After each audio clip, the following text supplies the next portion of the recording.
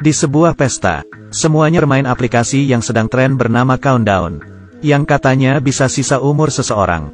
Lihatlah, wanita ini masih akan hidup 60 tahun. Kalau yang ini masih 30 tahun. Hanya Courtney saja yang diam. Karena aplikasi itu menunjukkan, umurnya tinggal 3 jam lagi. Melihat ekspresinya yang tegang, teman-temannya hanya tertawa. Mereka tidak percaya itu betulan. Setelah pesta selesai, pacar Courtney, Evan ingin mengantarnya pulang. Tapi, Courtney tahu Evan mabuk. Ia meminta Evan naik taksi. Tapi, Evan tidak mau. Courtney teringat aplikasi itu. Ia memutuskan pulang jalan kaki saja. Tiba-tiba, HP-nya berbunyi. Saat dilihat, waktunya sisa 7 menit. Ia gelisah. Di situ sangat gelap. Ia makin takut. Sesampainya di rumah, HP-nya berbunyi lagi. Sisa 2 menit lagi. Courtney ketakutan. Ia masuk ke rumah dan mengunci pintu. HP-nya terus berdering, seperti peringatan kematian. Courtney panik. Ia segera mematikan HP-nya, lalu mulai menenangkan diri. Ia masuk ke kamar mandi dan mengambil segelas air. Tapi, ia mendengar suara gemerusuk di belakangnya. Ia mendekat. Saat ia membuka tirai, tiba-tiba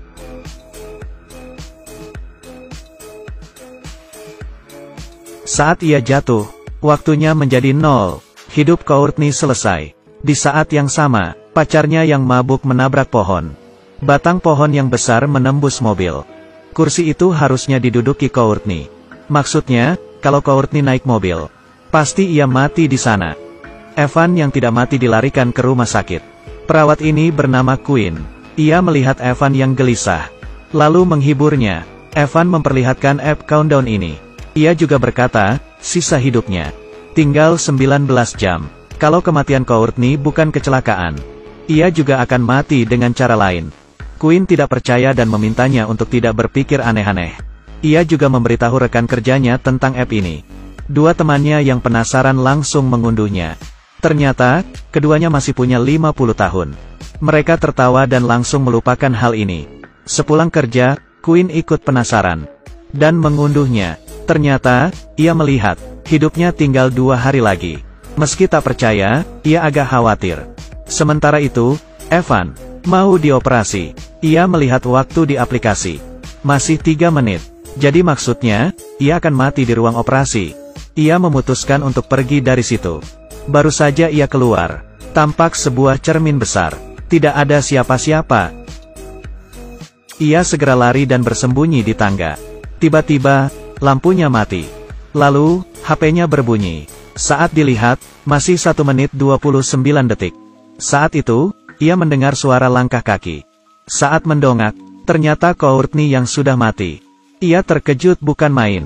Courtney mendekatinya. Lalu, saat waktu di aplikasi kembali jadi 0. Evan jatuh dari tangga dan mati. Esoknya, Quinn dikabari soal kematian Evan.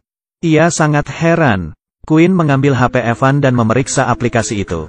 Tapi, HP-nya terkunci. Quinn pergi ke kamar mayat, lalu mengeluarkan mayat Evan. Quinn mengambil jempol Evan untuk membuka HP. Tapi, tidak bisa. Tak ada cara lain. Ia membuka kelopak mata Evan supaya HP mengenali wajahnya. Kali ini HP-nya terbuka.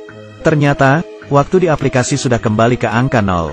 Quinn kembali ke ruangannya dan melihat sisa waktunya tak sampai 2 hari. Ia sangat khawatir. Saat itu, Dr. Sullivan memanggilnya ke kamar pasien. Ia mengira disuruh membantu.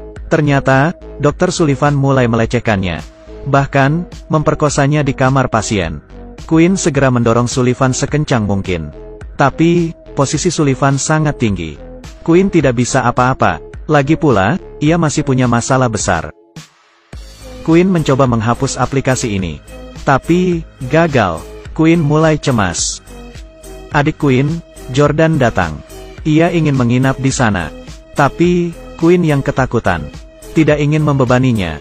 Ia mengusir Jordan. Jordan yang bingung. Pergi dengan marah. Quinn pergi ke toko HP untuk membeli HP dan nomor baru. Ia memeriksa di HP barunya tidak ada aplikasi itu. Baru saja bernapas lega. Saat Quinn keluar dari sana, HP barunya berbunyi. Ternyata, aplikasi itu terpasang secara otomatis. Seperti iblis yang menempel padanya. Di mobil, Queen melihat waktunya sudah tak sampai sehari. Hatinya sangat kalut. Saat itu, ia melihat bayangan hitam di kamera belakang mobil. Saat menoleh, tidak ada apa-apa. Queen makin curiga. Tiba-tiba,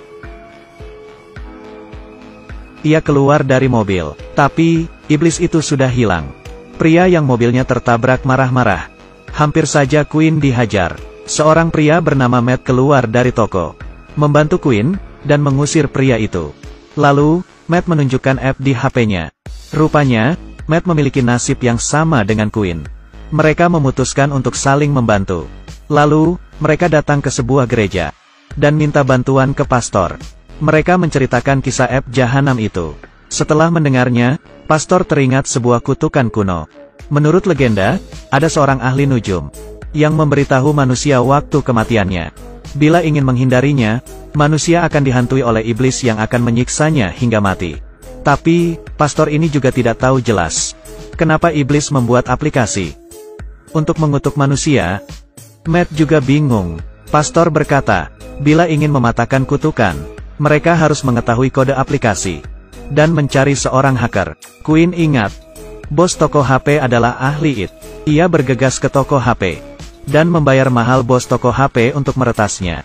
Mereka berhasil masuk ke sistem dan melihat sisa hidup semua orang di bumi. Queen menemukan nama adiknya, yang ternyata sisa hidupnya lebih pendek darinya. Queen panik. Dengan tenang, bos toko mengganti angka di sana. Ia menambahkan 60 tahun untuk dirinya. Saat melihat HP, angkanya berubah. Lalu, ia menambahkan juga milik Queen dan beberapa orang lainnya. Dengan begini, mereka dapat panjang umur. Queen dan Matt akhirnya tenang. Hubungan mereka semakin dekat. Malamnya, saat Queen tidur, ia merasa Matt sedang memeluknya. Tapi, Matt baru saja masuk.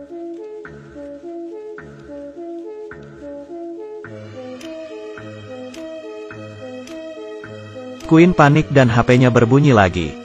Saat melihatnya, angkanya berubah ke awal.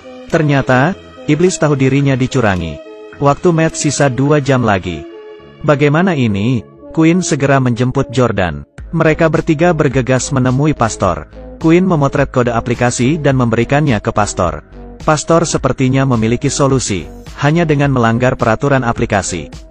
Kutukan bisa dipatahkan. Maksudnya salah satu dari mereka harus berkorban dan mati sebelum waktunya. Tentu saja mereka menolak. Pastor berkata, kalau begitu mereka hanya bisa berjudi. Mereka harus mengulur waktu dan hidup melewati batas waktu. Pastor mengambil garam dan mencampurnya dengan cat. Ia membuat gambar lingkaran di lantai. Menurut legenda, gambar ini bisa menangkal iblis. Mereka berdiri di lingkaran. Saat itu, terdengar suara raungan di berbagai arah. Iblis datang. Untung saja, lingkaran itu berfungsi. Iblis tidak bisa masuk. Mereka sangat gugup. Saat itu, Matt melihat adiknya yang sudah meninggal. Ia terdiam, dan tak sengaja melangkah keluar lingkaran. Iblis segera menyeretnya. Courtney segera mengejarnya. Jordan juga mengejar kakaknya. Untung saja, Matt masih hidup. Saat ia berkata, aku tidak apa-apa. Matt tertabrak dan mati. Jordan juga terluka. Lukanya terus mengucurkan darah. Queen membawa Jordan ke rumah sakit. Setelah membalut luka Jordan, ia menyadari waktunya tak banyak. Saat itu, ia melihat Dr. Sullivan yang mesum. Queen ingat ia juga mengunduh aplikasi itu. Maksudnya, Queen ingin membunuh Dr. Sullivan lebih awal. Jadi, iblis itu akan musnah. Queen menggoda Sullivan ke dalam gudang yang tidak terpakai lagi. Ia lalu memukul Sullivan dengan tongkat besi hingga jatuh. Queen menggunakan suntikan berisi morfin overdosis untuk menikamnya. Dr. Sullivan melawan. Tiba-tiba, Sullivan ditarik mundur oleh iblis. Iblis menyelamatkannya. Selesai sudah. Waktu Jordan tak sampai 2 menit. Iblis sudah menemukannya. Di saat-saat terakhir, Queen berkorban dengan menyuntikkan morfin itu ke lengannya. Ia bunuh diri lebih awal demi menyelamatkan Jordan dan melepas kutukan.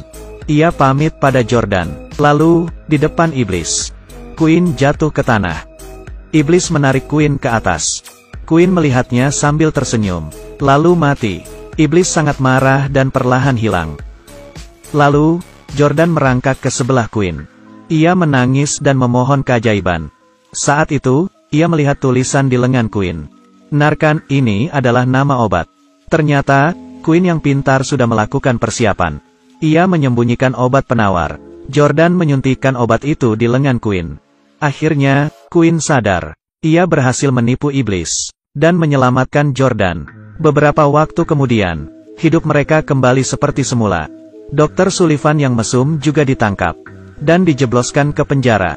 Semuanya baik-baik saja. Tapi, hari itu, HP Quinn berbunyi lagi dengan nada aplikasi itu.